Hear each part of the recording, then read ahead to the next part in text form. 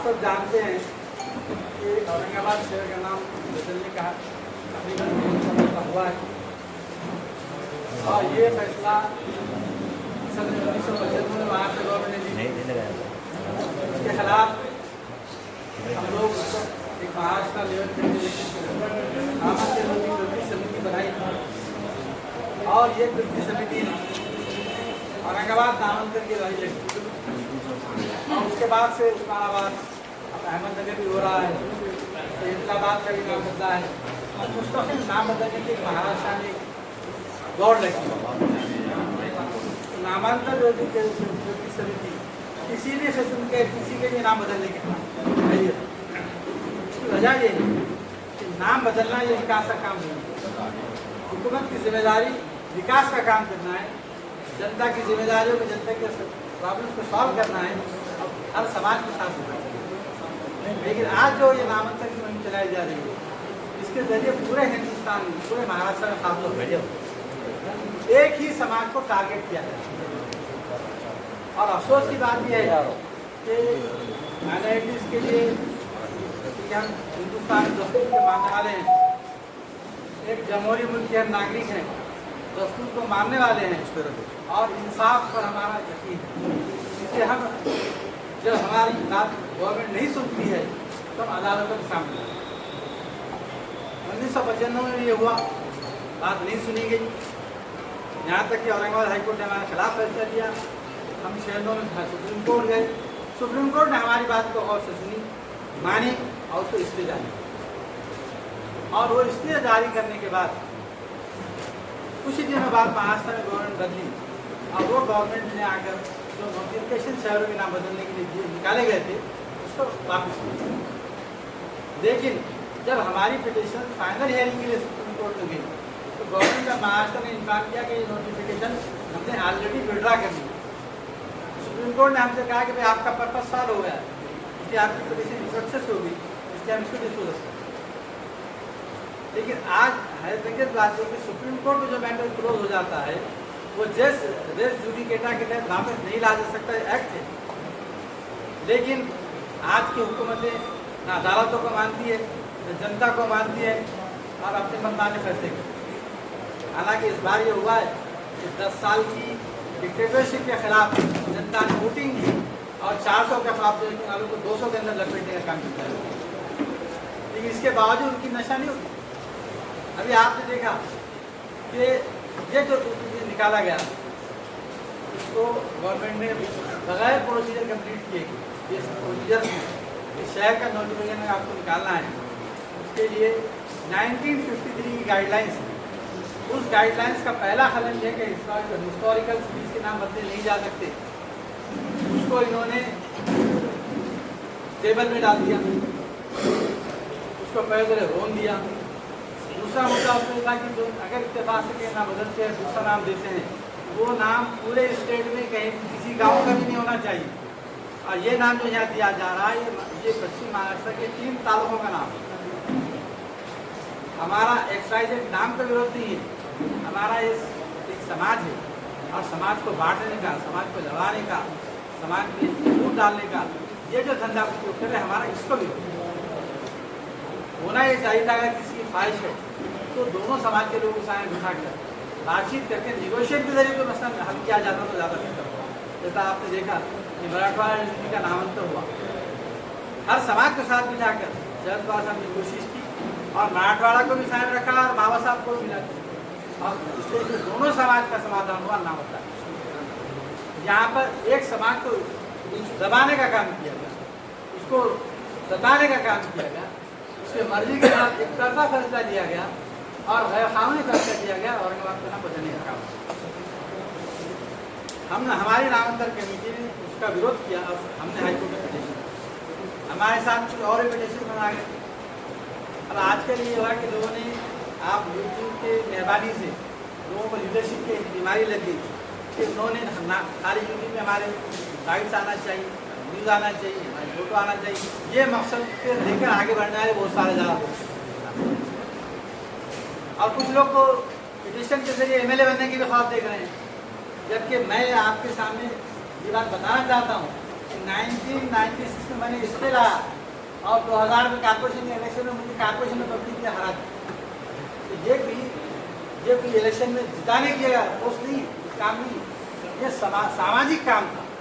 दो समाजों के बीच में जोड़ पैदा रहे, इनमें मोहब्बत रहे, इनमें तालमेल रहे, शहर का अमन कायम हो, शहर का विकास हो, ये मकसद के तहत ये लड़ी लड़ी।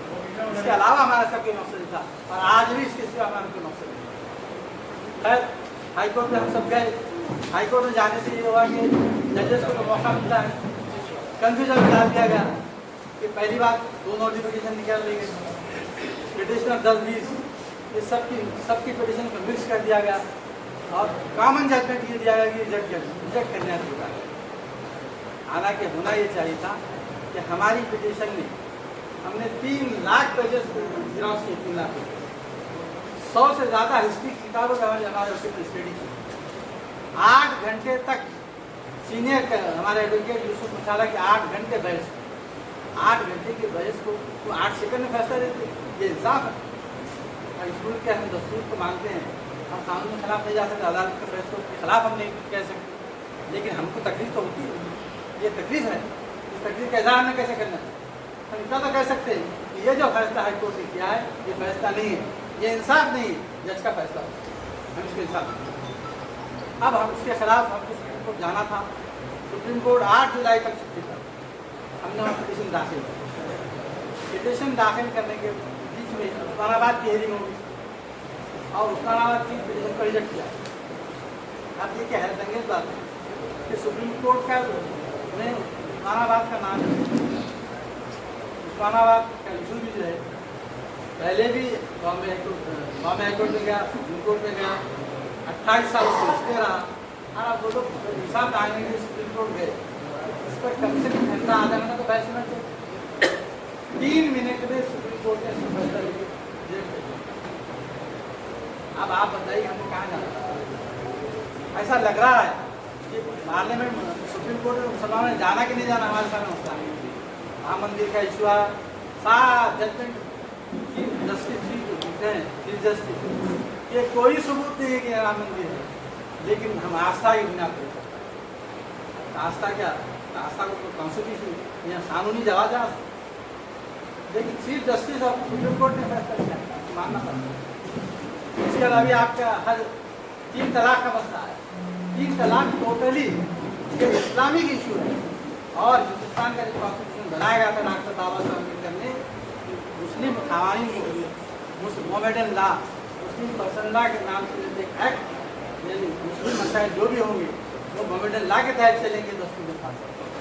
आप उस दस्तूर के मुताबिक एक दफे नहीं कर सकते, लेकिन कहाँ जाए?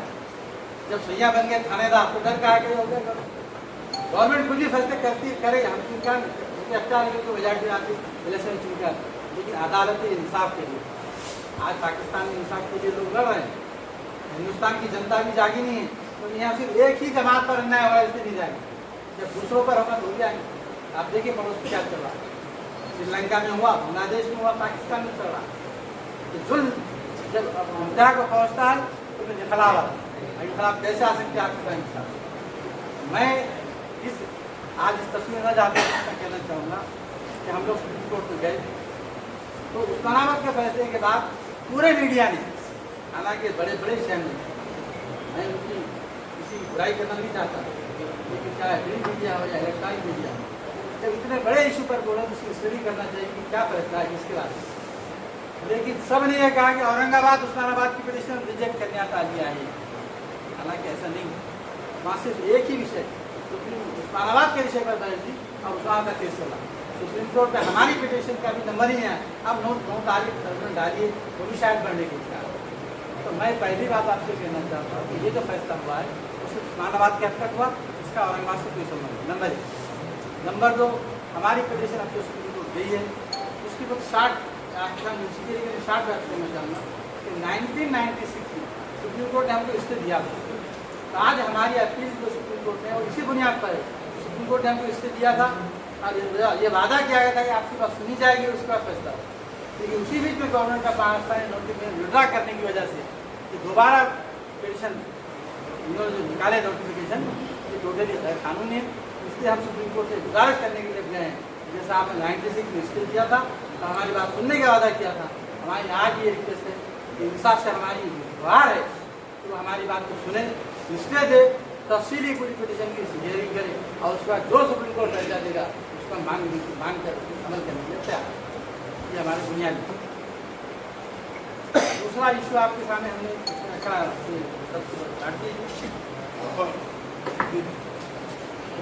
तो सेकंड हमारा जो मसला है ये कोल्हापुर में विशालगढ़ के पहाड़ वहाँ पर जो वाक़या पेश आया, हिंदुस्तान की तारीफ है कि छत्रपति शिवाजी महाराज, शाहू महाराज, इवन संभाजी महाराज, इन्होंने मुसलमानों के साथ लेकर चला।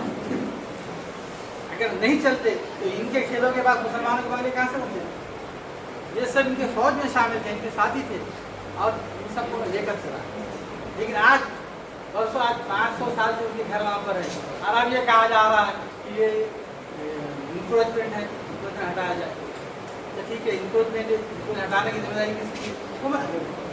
हुकूमत कार्रवाई करने के लोग कोर्ट में गए, कोर्ट में मैटर चल रहा है, लेकिन कोर्ट की मैटर की परवाह न करते हुए लोगों ने वहाँ जाकर घुस कर हमला किया और लोगों के घर तोड़े, लोगों को मारा तोड़ा, यहाँ तक कि मंदिर को तोड़ने के आपने देखा है कि सारे वीडियो वायरल हुए। ये महाराष्ट्र की स्थिति, महाराष्ट्र के लिए, महाराष्ट्र के नाम पर सरकार कलंक है। महाराष्ट्र ने आज तक ऐसा रास्ता नहीं है, दूसरे स्टेट को हुए होंगे, क्योंकि महाराष्ट्र सबको लेकर चलने वाला, सबको इंसाफ देने वाला, हर समाज का यहाँ पे तालमेल मोहब्बत है। और छत्रपति शिवाजी महाराज का महाराष्ट्र है, संभाजी महाराज का है, शाहू महाराज का है, बाबा साहब अम्बेडकर का है, ज्योतिबा फुले का है। ये सब लोगों ने सबको साथ लेकर चलने का काम किया और ऐसे वक्त जो है एक समाज को दबाने का, कुचलने का काम कर रहा है, ये नाकाबिल बर्दाश्त है। मैं आपकी इस प्रेस कॉन्फ्रेंस से इस बात की अपील करता हूँ गवर्नमेंट का महाराष्ट्र तो रिटायर्ड हाई कोर्ट के जस्टिस के अंडर में एक कमीशन बनाए, उसकी पूरी तहकीकात करे, जो जिम्मेदार है उनको पनिशमेंट करे। यह हमारा मानी अपील है। तीसरा मुद्दा पॉलिटिकल है कि आपने देखा महाराष्ट्र में पहले मानका सागरी की हालत क्या थी। इस इलेक्शन में 48 में से 21 सीटें मानका सागर की, किसकी वजह से आई? यहाँ पर मोदी हटाओ, बीजेपी हटाओ, संविधान बचाने के लिए मुस्लिम समाज ने, दलित समाज ने पूरी ताकत से वोटिंग किया और ये इनकलाब हुआ महाराष्ट्र। और जिस समाज ने इतनी ताकत से वोटिंग किया उनको एक सीट थी, 48 लोकसभा की सीट थी, एक सीट भी महाराष्ट्र गाड़ी मुस्लिम की। ठीक है, वो सब इलेक्शन में गड़बड़ की, जातिवाद का डर था, आपने नहीं की, हमने उसको कंसिडर करके तमाम का नाराजगी के बावजूद हमने महाविकास आघाड़ी वोट किया, आपको ना किया 31। इसके बाद एमएलसी के इलेक्शन 2 सीटें एमएलसी की इसमें थी ऑलरेडी, तो किस पार्टी के उसमें बहस नहीं करना था? या तो उन्हीं को कंटिन्यू करते या उनको हटा के रिप्लेस करके किसी और को देते, लेकिन ना उनको फिट किया गया, ना वहाँ दूसरा किसी को दिया गया। महाराष्ट्र की हिस्ट्री में पहली बार विधान परिषद मुस्लिम मुक्त विधान परिषद हुई महाराष्ट्र की तारीख में पड़ी। तो ये एक मसला है। तो ये जो 2 वाक़यात हुए उससे महाराष्ट्र में मुसलमानों में अपनी नाराजगी, महाराष्ट्र के मुसलमानों के सामने अब वो सोचने में मजबूर है कि हमने तो पूरी ताकत से इनका साथ दिया, इसके बावजूद हमको नुमाइंदगी नहीं मिली। तो मैं नामांतर रोजी समिति की जानिब से मैं ये महाविकास आघाड़ी तमाम जिम्मेदारों से अपील कर रहा हूँ आपके जरिए कि वो कम से कम असेंबली और पार्लियामेंट और काउंसिल में क्या वो हम छोड़ देते हैं, लेकिन आने वाले विधानसभा में आपने मुस्लिम समाज को भरपूर नुमाइंदगी देनी चाहिए। हमारी डिमांड है महाविकास आघाड़ी की 3 पार्टियों, चाहे कांग्रेस, राष्ट्रवादी उद्धव सेना है, ये तीनों ने 12 मुस्लिम के देने चाहिए, 36 लोग महाराष्ट्र की हमारी अपील। क्यों कि 1981 में 27 लोग चुनकर आए थे, 33 लोगों को टिकट नहीं दिया, 33 लोगों को टिकट दिया गया, 27 चुनकर आए।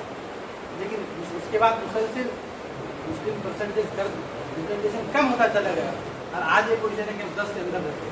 तो इस प्रेस कॉन्फ्रेंस के जरिए मेरी महाविकास आघाड़ी के जिम्मेदारों से अपील है कि वो कम से कम विधानसभा के इंसाफ करें, और इंसाफ नहीं करते हैं तो क्या होगा वो भी मैं आपसे बताने लगा। अगर इंसाफ नहीं होता है, मुस्लिम की भरपूर नहीं दी जाती, तो जो मुस्लिम जात की क्षमता रखता है नामांकन समिति उसके पीछे खड़ी रहेगी और हमारे बैनर से उसको खड़े करके लड़वाने का काम करेंगे, लेकिन महाराष्ट्र में माइनॉरिटीज के इंसाफ दिलाने की मतलब ये बात मैं आपको आप जानते हैं कि मैं एक पार्टी का जिम्मेदार हूँ, मैं एक पार्टी में हूँ, पार्टी के जिम्मेदार हूँ, पार्टी के खिलाफ नहीं जाता, लेकिन पार्टी के प्लेटफॉर्म पर वही कहता हूँ जो आपके सामने कह रहा हूँ। मेरा ये कहना है कि ये हमारी सेक्युलर सोकाल सेक्युलर पार्टी को सिर्फ मुस्लिम वोट चाहिए, मुस्लिम लीडर नहीं चाहिए। लेकिन मुस्लिम वोटर भी अब जाग चुका है। मुस्लिम वोटर ये चाह रहा है कि हमारी नुमाइंदगी होना चाहिए, हमारा रिप्रेजेंटेशन होना चाहिए, हमारे लोग MLA होना चाहिए, हमारे लोग MP होना चाहिए। ये हम आप मुस्लिम से डिमांड करते हैं। तो इसलिए मैं अपनी पार्टियों से इस बात की डिमांड करता हूँ कि वो मुस्लिम को भरपूर नुमाइंदगी दे और अपनी पॉलिसी में चेंज लाए। खाली पार्टी के पद देना, पार्टी के पद देते हैं उसमें कोई अधिकार है न उसमें कोई सम्मान। तो ये बेवकूफ़ बनाने का हमें बंद करना चाहिए। ये मैं आप लोगों से अपील करने जा रहा हूँ और जो कुछ मेरे ध्यान में मैंने आपके सामने बात रखी है उस पर अगर आपको पूछना चाहते पूछ सकते हैं। आप औरंगाबाद, उस्मानाबाद और अहमदनगर तीनों का केस लड़ रहे हैं, औरंगाबाद देखिए औरंगाबाद, उस्मानाबाद, अहमदनगर ये हर डिस्ट्रिक्ट में अपनी अपनी कमेटी बना के केस लड़ेंगे, लेकिन उनको गाइडेंस करने का काम, उनको मशवरे देने का काम, उनको कानूनी और दूसरी तरह जो हम हेल्प कर सकते हैं वो हेल्प करने का काम महाराष्ट्र नामांकन विरोधी कृषि समिति करेगी। औरंगाबाद के लिए कितने पेटिशन है मुश्ताक भाई? रिजेक्ट कर दिए, उसके लिए अब क्या कर सकते हो? उस्मानाबाद के लिए बातचीत हो रही है वकीलों से कि उसमें रिव्यू पिटिशन दाखिल की जाए। तो ये इतना बड़ा मसला है, मिनटों में खत्म नहीं होना चाहिए था। उसमें कुछ कोताही सकता हमारे नहीं होगी, तो उनसे उनके उपला से ही बात हुई और उन सब ने तय किया है कि वो अब जो है रिव्यू पिटिशन दाखिल करेंगे और सुप्रीम कोर्ट में बड़ा वकील खड़ा करेंगे और उनको भी इंसाफ मिलेगा। औरंगाबाद के लिए कितने पेटिशन दाखिल हुई? औरंगाबाद के लिए अभी इस समय आज की तारीख में 2 पिटिशन, एक हमारी है और एक किसी और साहब की है। तो कब है इसकी तारीख? तारीख कब है? हमारी पिटिशन को तारीख 9 तारीख मिली है, लेकिन इनका है कि वो बढ़ रही है, लेकिन हो सकता है कि 15-20 दिन में हमारी मीटिंग हो जाए कि 2 पिटिशन के बजाय 1 पिटिशन भी दाखिल कर सकते हैं। ये मैंने पहले इशारा करता अब ये आप ऐसा नहीं करेंगे। ओरिजिनल पिटिशन तो 95 से मैं लड़ रहा हूँ ना, मुझे पिटिशन की जरूरत क्या थी, लेकिन मेहरबानी आपकी बाइट की है, आपकी बाइटें आएंगी, आपके फोटो आएंगे, तो इसके लिए अगर वो पिटिशन करते हैं तो इससे ज़्यादा वो कौम क्या तरक्की कर सकती है? तो आपका अपने मफाद, अपने नामो नमूद के लिए कौम के इशू को कुर्बान करने बैठे हैं क्या? नहीं, आपका आरोप है कि प्रसिद्धि के लिए पिटिशन डाली गई क्या दूसरी? मैं आरोप नहीं, जो मैंने कहना चाहिए क्लियर बोलिए ना। आप इसका मतलब आप लीजिए। पिटिशन जो है सुप्रीम कोर्ट जाने से पहले आपने लोकल तंजीमों से या मुस्लिम लीडरों से बातचीत की, आपसे मीटिंग हुई? देखिए हमारी जो कमेटी है नामांकन समिति, ये 8 पार्टी जैसे कांग्रेस, राष्ट्रवादी, समाजवादी पार्टी, जनता दल के लोग हैं, हमारे वकील साहब जैसे पढ़ा लिखे इंटेलेक्चुअल तबका हमारे साथ है। तो यानी सामाजिक संगठन आपके साथ है क्या? पहले ये सबकी मिलकर हमारी 200 लोगों की कमेटी, ये हमने सबने मिलकर डिसीजन लिया और उसके पिछली बारी को जो प्रेस रखी थी आपने, उसमें बहुत सारी तंजीमों के भी लोग थे, अभी नहीं है, क्या वजह है? अब उस प्रेस कॉन्फ्रेंस में बहुत से पत्रकार थे जो आज मौजूद नहीं, तो क्या करते हैं? नहीं, ये जवाब नहीं जैसा है। उनके कोई कसूर क्या थे, इनके भी कसूर क्या ये था? जवाब नहीं है। विकास साहब, ये सिंगल बेंच पे पिटिशन दाखिल करे, आपने क्या घटपीठ में करा? नहीं, ये सुप्रीम कोर्ट में सिंगल बेंच होती है, वहाँ घटपीट होता है। अच्छा, जस्टिस राय और जस्टिस भट्टी की बेंच पर केस चल रहा है। कुछ बड़े वकील लगाए क्या आपने नामचीन? अभी सुप्रीम कोर्ट का पैटर्न ये है कि पहले वहाँ एडवोकेट ऑन रिकॉर्ड होता है, वो केस दाखिल करता है और जब हेयरिंग की तारीख आती है तो सीनियर काउंसिल खड़ा किया जाता है। तो हमारी कोशिश है कि पिछली बार में हमारे वकील जब सिब्बल साहब थे और इस बार भी हम कोशिश करेंगे कि सिब्बल साहब भी हो साहब, अभी जैसे कि हाई कोर्ट में और भी आपके साथ पिटिशनर थे, जिसका वजह से मुझे लगता है नुकसान हुआ है। बिल्कुल सही। नुकसान हुआ है। अब सुप्रीम कोर्ट में भी आपके साथ दिगर लोग भी और जाएंगे, तो इससे लगता है आपको ये फिर नुकसान उठाना पड़ेगा।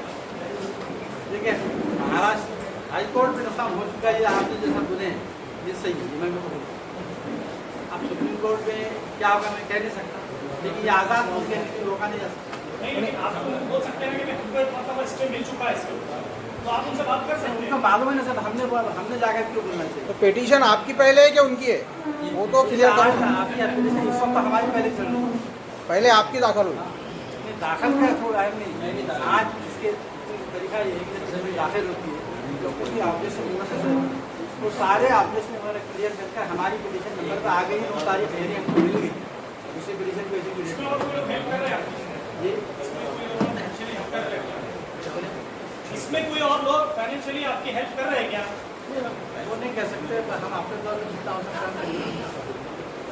आपने कहा आप नामांतर का ऊपर आमदार बनने वाले कौन लोग हैं वैसा जो आप नाम लेकर नाम ही नहीं ले रहे, आप कौन आमदार बन रहे हैं? देखिए, मैं आप एक जर्नलिस्ट है, अगर आप कॉमन सेंस से यूज करना चाहते तो मैं क्यों कॉमन सेंस आप मुंह से बोलना चाहिए ना, आपने बताना चाहिए कौन आमदार के लिए कर रहे से हैं। या मध्य से? से या मध्य से आप मध्य से या मध्य से? वो कहीं से भी गया तो कुछ फर्क पड़ने वाला नहीं है सर। तो क्यों नाम बोलो बता सकते हो, ये आप जाने बोले। जब हाई कोर्ट में केस था तो आप सुप्रीम कोर्ट गए थे, प्रिंसिपल साहब से मिला, क्या आपको अंदाजा था इसका मतलब क्या हाई कोर्ट में रिजेक्ट होने वाला है ये केस?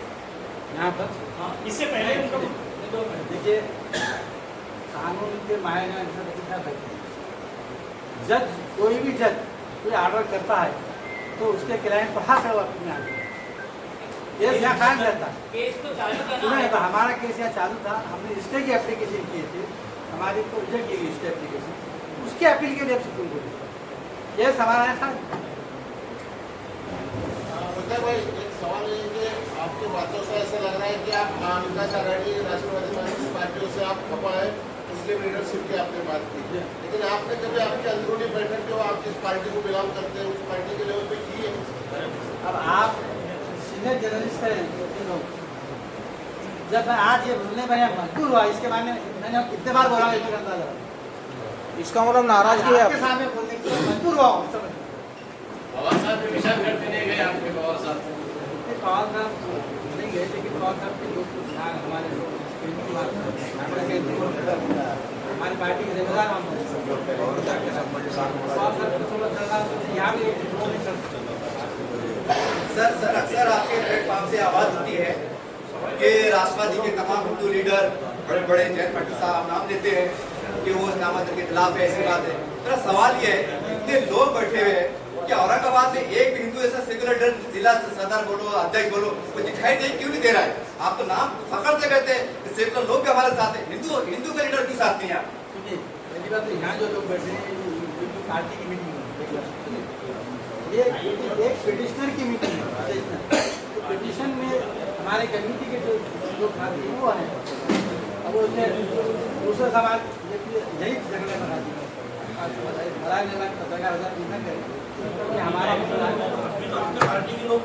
हम हमारे मसलों को हल करने के लिए राष्ट्रवादी साथ में है क्या आपके? राष्ट्रवादी साथ में है क्या? साहब, समाज तुम्हारे जो राष्ट्रवादी के बहुत सारे लोग हैं कि संभाजी नगर बोल रहे, भाषण के अंदर बैनर के ऊपर भी संभाजी नगर लिखे जा रहा है, क्या बोल रही है इस पे आप? नहीं, देखो, गवर्नमेंट ने पार्टी से राजीनामा देंगे वो मजबूरी है, क्या कर सकते हैं? लेकिन हमारी तो वो लोग समाज के साथ है नहीं क्या, जो पार्टी के ऊपर संभाजी नगर लिख रहे? तो अच्छे सेक्युलर लोग हैं, वो आज भी हमारे साथ है, हमारे समर्थन में। मुश्ताक साहब, आपको ऐसा नहीं लगता कि औरंगाबाद के नाम को लेकर भी राजनीति की जा रही है? एक तरफ सुप्रीम कोर्ट में आप लड़ाई लड़ रहे हैं, दूसरी तरफ इलेक्शन के दौर के अंदर उस नाम को इस्तेमाल किया जा रहा है, आपको लगता है ऐसे? औरंगाबाद के नाम को लेकर राजनीति यहाँ पर सारे लीडर्स कर रहे हैं, आपको ऐसा लगता है क्या? हमारे जो हमारी कमेटी या हमारी पार्टियां नहीं करती, कुछ ऐसे लोग जो यूट्यूबर ने जिनको लीडर बना दिया है,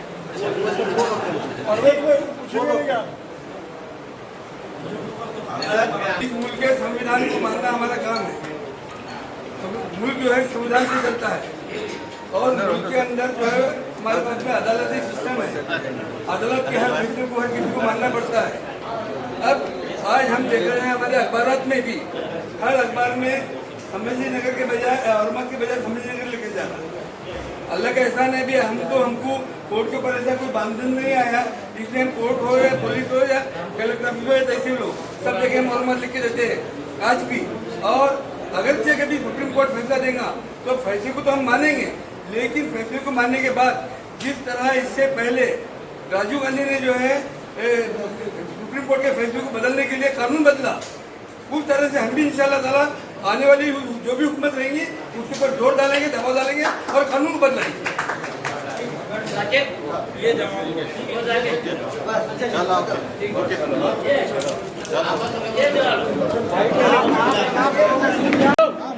आज जो प्रेस ली गई तो इसका मकसद क्या है? इसका मकसद सिर्फ ये था एक तो ये कि हमने हाईकोर्ट मामला के विषय में जो फैसला हुआ है अपील की है, ये बताने के लिए हमने और दूसरा मसला ये कि अभी बीच में उस्मानाबाद का जो फैसला हुआ है उससे आम लोगों में कंफ्यूजन है कि औरंगाबाद का भी हो गया क्या, तो ये बताने के लिए कि औरंगाबाद का संबंध नहीं था, सिर्फ और सिर्फ उस्मानाबाद का फैसला हुआ है, फैसला निकाल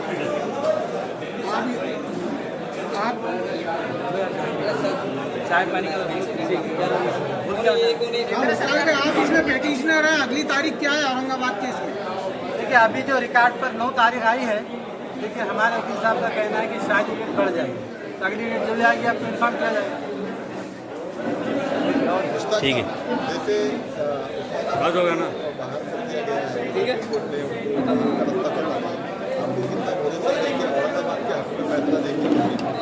देखिए हम जब कोर्ट में जाते हैं तो सारे सबूत और उसके हक़ाइक़ की बुनियाद पर हम तो 100% यकीन रखते हैं कि इंसाफ होगा, लेकिन इंसाफ देने वाले कितने फीसद देंगे ये मैं नहीं कह सकता। लेकिन एक बात ये भी है कि आप इतने सीनियर लीडर है और इतनी पुरानी आपकी पिटीशन है, आपको नहीं लगा कि हमको तो पहले इनके जो इरादे थे एक न एक दिन संभाजीनगर करने के, उसके पहले ही हम सुप्रीम कोर्ट पहुँच जाए, ऐसा क्यों नहीं किया? पहले नहीं जा सकता। कानून ये है कि जब तक आपके हाथ में कागज़ नहीं आएगा अपील कैसे करें, जबान अंदाजा में थोड़ी कोर्ट अपील, जब ने नोटिफिकेशन निकाले तब हमने सुप्रीम कोर्ट चैलेंज किया। अब आगे का खत्म क्या है आपका? अगर सुप्रीम कोर्ट आगे है कि इसको सुप्रीम कोर्ट जो डिसीजन देता है देखेंगे, और नहीं तो फिर अवामुन्नास को जो दूसरा स्टेज रह जाता है वो इलेक्शन। हमारे पास हिंदुस्तानी जमहूरी मुल्क में बाबा साहब ने वोट का अधिकार दिया, इसका सही इस्तेमाल करके वो ताकतें जो सब करवा रही है उनको निस्तो नाबूद करने का काम करें। अभी आपने आपकी स्पीच में कहा है कि बहुत सारे पिटिशनर आ गए हैं और उनको चमकाने का काम यूट्यूब चैनल कर रहे हैं, तो कहीं ना कहीं यूट्यूब चैनल से भी नाराज है। नहीं, यूट्यूब चैनल से नाराज़गी कैसे हो सकती है? आज तो आपका प्रोफेशन है भाई। वो जो हजरात है वो इसके लिए कर रहे बड़ों में, उनको हमारी फोटो हमारा नाम इसका मतलब अभी नामांतर नहीं हुआ है ना? नहीं बिल्कुल राज्य सरकार का सिर्फ उनके आदेश पे चल रहा है। हाँ बिल्कुल। इलेक्शन के बारे में क्या बताएं आप? इलेक्शन के बारे में मुस्लिम सीटें देनी चाहिए, उसके बारे में हाँ, हमने आज जो अहम डिमांड की है वो ये है कि महाविकास आघाड़ी की जानिब से इस पार्लियामेंट के इलेक्शन में न सिर्फ औरंगाबाद, महाराष्ट्र, पूरे हिंदुस्तान में मुसलमानों ने भरपूर वोटिंग दी है। और आपके सामने मिसाल है कि समाजवादी पार्टी के 37 MP है, इसमें 6 मुस्लिम MP हैं, और महाराष्ट्र में कोई नुमाइंदगी नहीं। तो हमारी जो पार्लियामेंट में MLC में जो हुआ ठीक है, लेकिन असेंबली में हमारी डिमांड है कि तीनों महाविकास आघाड़ी के पार्टनर्स ने 12-12 सीट अपनी पार्टी का खड़ी करना चाहिए मुस्लिम के, और न सिर्फ टिकट देना चाहिए बल्कि पूरी ताकत उनके पीछे चुना कर लाना चाहिए। और हमारे रिन्यूइंग केस में अगर से आपकी मांग पूरी नहीं होती है तो आपका अगला स्टेप क्या रहेगा? अगला स्टेप मैं ये भी डिक्लेयर करता हूँ कि जो लोग लड़ने के ख्वाहिशमंद हैं उनको टिकट नहीं देती है कोई पार्टी, तो उसको नामंजूर विरोधी करती समिति पूरा मॉरल सपोर्ट देगी, हमारे स्टेट से उसको लड़ाएगी और उसको तनमन धन से सपोर्ट करेगी। औरंगाबाद की जनता को क्या मैसेज देना चाहेंगे आप? औरंगाबाद की जनता को क्या मैसेज देना चाहेंगे आप? औरंगाबाद की जनता को हम ये मैसेज देंगे कि अपने वोट का सही इस्तेमाल किया करें, जज्बात में बह के वोट देने से इख्तलाफ नहीं आती। जिसको वोट दिया जा रहा है उसका आपने ये भी देखना चाहिए कि इसने क्या काम किया, इसको पीरियड कितना मिला, क्या काम हुआ, और काम की बुनियाद पर, खतरों की बुनियाद पर उसका इंसाफ होना चाहिए। शुक्रिया। आपको जब भी आप कॉन्फ्रेंस देते हैं तो राष्ट्रवादी पार्टी से आपको जोड़ा जाता है, आप आज क्लियर कर सकते हैं आप एक आम इंसान बोल के औरंगाबाद के लिए लड़ रहे हैं या पार्टी के नुमाइंदे? मैं सबसे पहले बात तो औरंगाबाद नहीं, ये नामांतर का बोल रहे हैं, नामांतर की लड़ाई बहस ये थे औरंगाबाद के सिटीजन की लड़ रहा हूँ, लेकिन मैं जाऊँ वो छोड़ के अगर आप बोले सब कपड़े तरह नंगा भी तो नंगा भी वो मेरे पार्टी के होते हो रहेंगे मेरे साथ, लेकिन मेरी आइडियालॉजी ये है उस पर मैं लड़ रहा हूँ। उसमें कि कम पड़ा है साहब महसूस कर रहा था, मुझे बोले। ओके, शुक्रिया, जज़ाक अल्लाह। Thank you.